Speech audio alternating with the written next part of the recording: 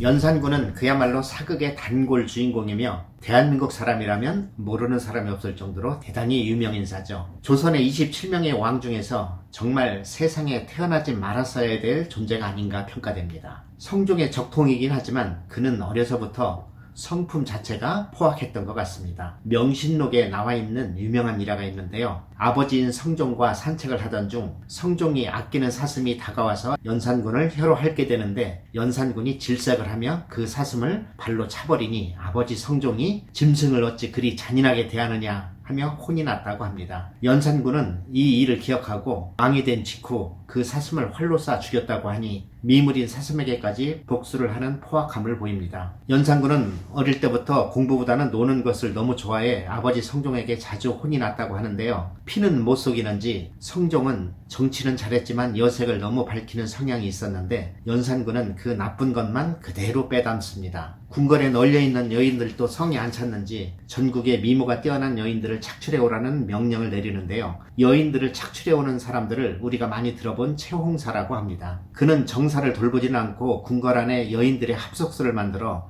주지육림에 빠져 살며 흥청망청의 유래를 남기게 되는데요. 이 미치렁을 보다 못한 상선내시 김처선이 죽기를 각오하고 간언을 합니다. 이긍익의 연려실 기술에 나오는 내용을 보면 이 늙은 놈이 내분의 임금을 섬겼지만 상감과 같은 짓을 하는 사람은 없었습니다 하고 직언을 하니 화가 난 연산군은 김처선을 향해 활을 쏘고 김처선의 다리를 잘라버려서 죽여버립니다. 그래도 분이 안 풀렸는지 김처선의 부모의 무덤을 파헤쳐 없애버리고 심지어는 조선에 새로 태어난 아이의 이름에 김처선의 이름이 들어가는 처자를 쓰지 못하도록 명합니다. 당시 과거에 합격한 권벌이라는 선비가 있었는데요. 시험지에 처자를 썼다는 이유로 합격을 취소당하는 작태까지 벌어집니다.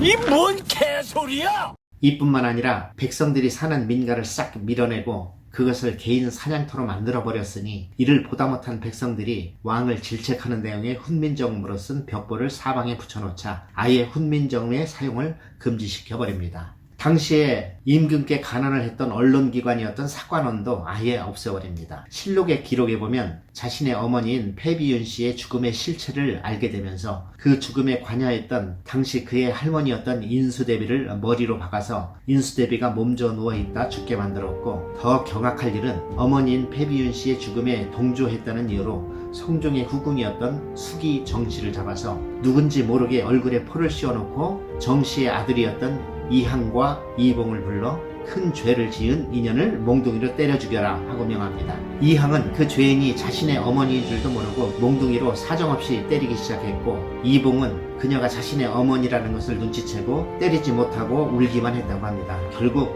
정씨는 몽둥이에 맞아 죽게 되고 이항, 이봉 두 형제도 죽음을 면치 못합니다.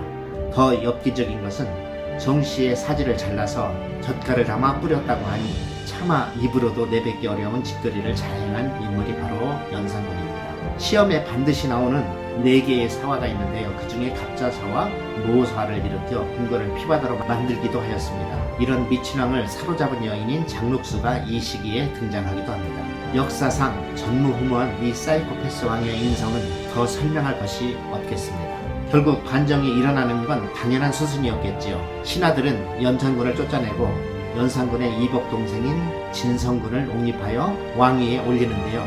이 사건이 조선 최초의 반정인 중종반정입니다. 진성군은 연산군보다 한참 어린 띠동갑의 이복 동생인데요.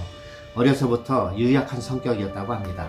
반정이 일어난 날 많은 신하와 군사가 진성군의 집으로 몰려옵니다. 이에 진성군은 반정이 실패해서 자기를 잡으러 온 줄 알고 자결을 하려고 하였으나 그의 부인 신씨는 하인을 시켜 말머리가 어디를 향해 있는지 보고 오라고 합니다.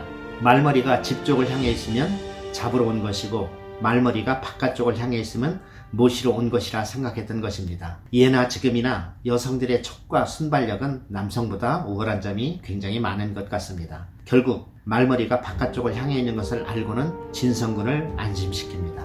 중종은 사실 적통은 아니어서 세자 수업도 제대로 받지 못한 상황에서 신하들에 의해 뜻하지 않게 왕의 자리에 올랐으니 그저 신하들의 눈치만 볼 수밖에 없는 바지사장 같은 존재일 수밖에 없었으나 그 후 오래지 않아 반정으로 정권을 잡은 훈급파의 수뇌부들이 나이가 많아 사망하면서 중종은 조광조라는 인물을 기용하며 개혁을 시도하기도 했습니다. 그의 본처였던 강경황후 신씨는 그녀의 아버지가 연산군의 처남이었다는 이유로 궁에 들어온 지 7일 만에 반정 세력들의 힘에 의해 폐위되었는데 7일의 왕비라는 사극이 이 시기의 내용을 담은 것입니다.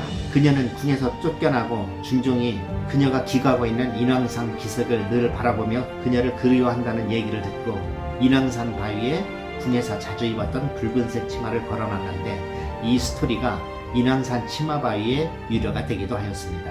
이어서 간택된 계비 장경왕후는 장차 명종이 될 아이를 출산하고 산후유증으로 일찍 사망하는데요. 이때 등장한 인물이 우리가 잘 아는 대장금입니다. 대장금은 장경왕후를 보필하던 의녀였는데 실록에도 여러 차례 등장하는 실존 인물입니다.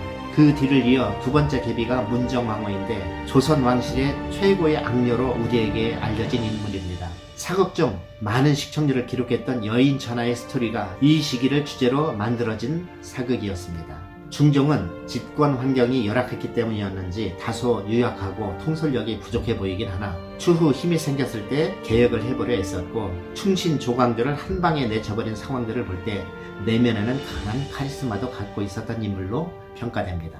중종이 38년의 긴 재위기간을 보내고 그 뒤를 이은 왕이 인종입니다.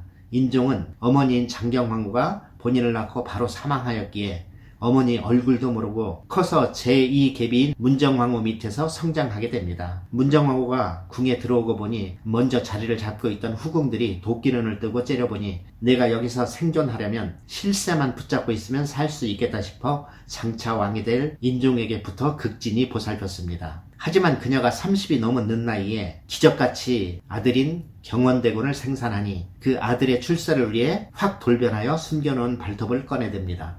그 이후 인종을 향해 무시무시한 핍박이 시작되는데 인종은 몇 번이나 죽을 뻔한 사건들을 겪게 됩니다. 야사에 의하면 세자 시절 인종이 그의 빈과 함께 처소에서 잠을 자고 있는데 뜨거운 불길이 그들을 휘감았습니다. 인종은 그의 빈을 빨리 나가라고 하고 자신은 여기서 불에 타서 죽겠다고 합니다.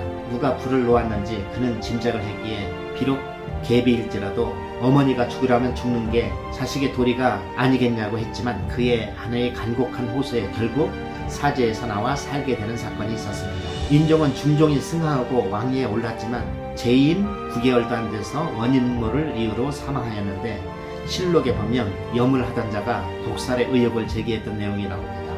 누가 그런 짓을 했는지 시청자 여러분들의 상상에 맡겨보도록 하겠습니다.